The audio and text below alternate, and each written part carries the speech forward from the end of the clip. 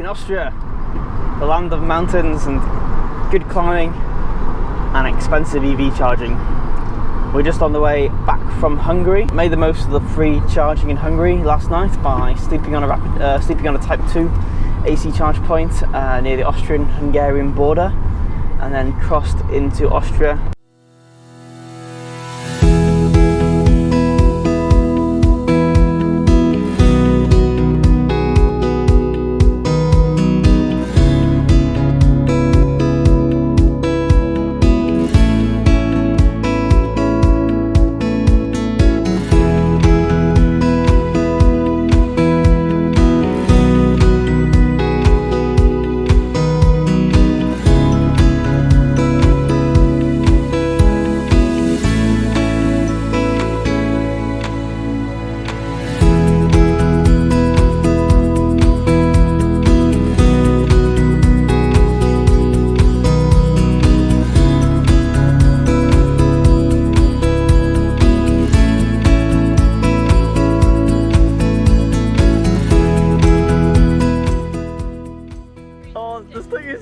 Slightly too far from.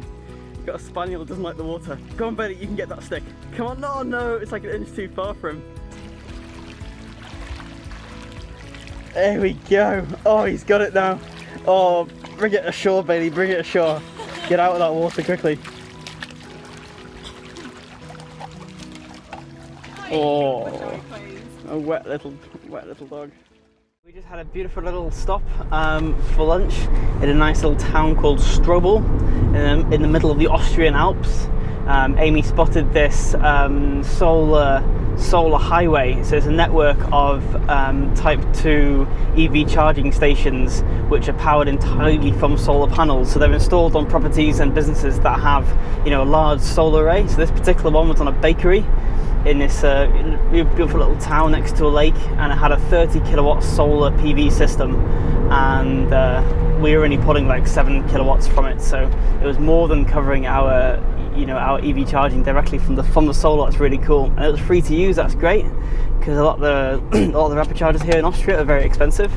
And Type 2s, yeah, even destination charging is very expensive. So it was great to have a stop for lunch. A couple of hours in Type 2 got us about 80% charge, topped up while we had a swim, and then a coffee and cake in the bakery. So now we're on our way to Stuttgart.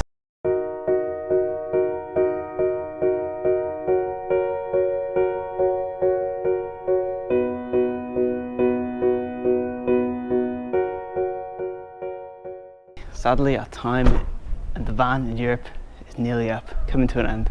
We're here about 30 minutes away from Calais.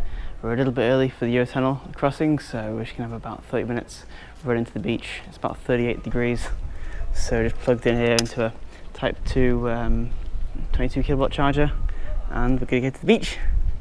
Yeah, let's go. Just been for a little swim in the sea on the North French coast, and it is hot today, 39 degrees. Like, the aircon has been amazing, being able to have the aircon on the whole time. It doesn't really use too much. Reduces range by about 2 to 3 miles when it's 40 degrees outside. So it's been interesting to compare what it was like doing a long European road trip in this van, which has a range of about 70 miles, and how we've found charging. And we have done one long trip before in this to Spain, to southern Spain, and that was a lot harder because in terms of charging, the charging infrastructure in Spain is really not in its infancy at the moment. But this trip, wasn't it? We didn't really have much of an issue with charging. It was more of a case of choosing which ones we wanted to stop at. But compared to a long trip in the diesel dispatch, if anything, this is a more luxurious van in terms of ease of driving, the aircon, being able to have the aircon overnight. It hasn't felt like a step down or a kind of a hassle. I think the regular stops have suited us, because going to the loo, having a snack, taking the dog for a walk, makes a very relaxed journey. And it's been nice to have the variety. Obviously there have been quite a few in service stations, but we've made not detours, but we visited rapid or destination chargers in towns. Kind of, there's often ones outside kind of town halls or in main kind of car parks, and then you have half an hour to wander around a nice place. We knew we needed to do a supermarket shop. Most Lidl's and Aldi's have free chargers, don't they? So if we needed a supermarket shop, or like you want to top up on some Belgian beer before going home, we've just used the supermarket charger. Yeah, and in terms of planning, we had a quick little look at the route beforehand and kind of saw that there was just loads of chargers, and didn't really do any planning really beforehand.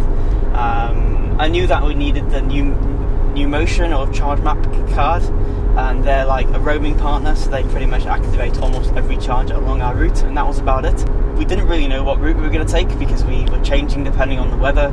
We hadn't planned to go to Slovenia, but at a moment's notice we just decided to go. So you can certainly be spontaneous in an electric van. What I did find is that going through Germany on the way down, because I've done no planning, each stop I was having to sort of figure out where we're going next.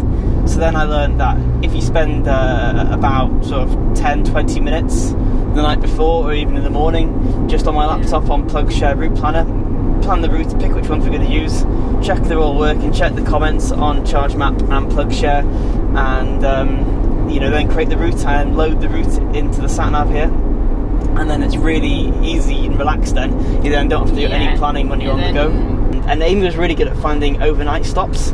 So I mentioned that we often have the aircon on overnight because it's been so hot in Europe, and for convenience we try to plan our overnight stops to either be plugged into a campsite hookup or a motorhome hookup, or just a public charge point. We just camp out in a car park, rock up and plug in. So that was... And Amy found a lot of these stops. Yeah, that was Glenn said he was using the Car Maps app, which kind of camper vans and motorhomes use. Driving this van is so much cheaper than paying for diesel. I'll have to add up the figures, but it's probably less than €100 for about 3,000 miles worth of EV driving. The money we save not buying diesel, not giving our money to the petroleum companies. We try and spend that same money like locally paying for a campsite, say, which is I think is a much better use of the money, because it then goes to the local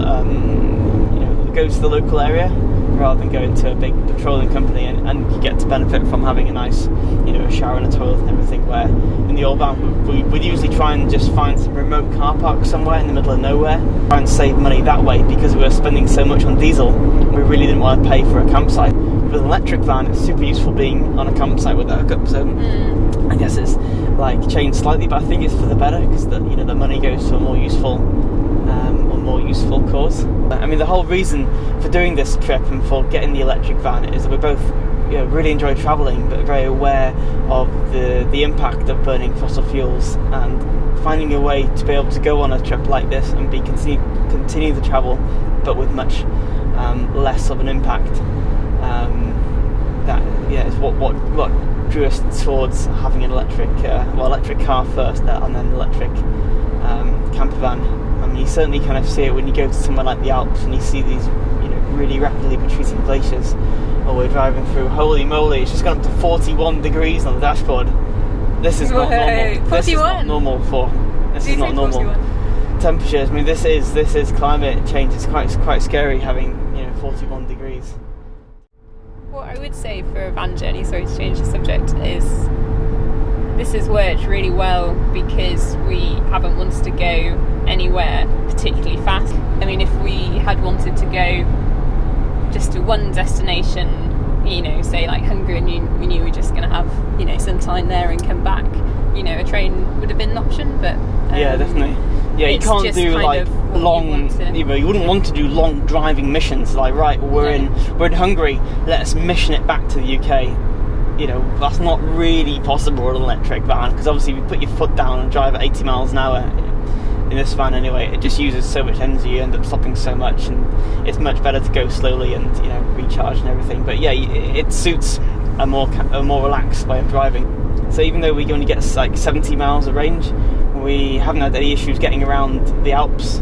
Obviously I was a bit careful to make sure I checked out the elevation profile on any particular route in the Alps, because it does use more energy going up a hill, but then you do get an amazing amount back going down the hill again. but there was just so many rapid chargers all over the Alps. It never felt like we were sort of pushing our luck, as it were, with charging. There was always so many options. We haven't really had any kind of really super low charge range excitement issues, really. No, haven't seen a tortoise or a turtle. No. About 20 minutes to go until our tunnel crossing. Well, until we get to Calais, the Eurotunnel. Then we need to book our dog in for a checkup, check his passport. So yeah, I think that's all to say really. And then drive back to North Wales.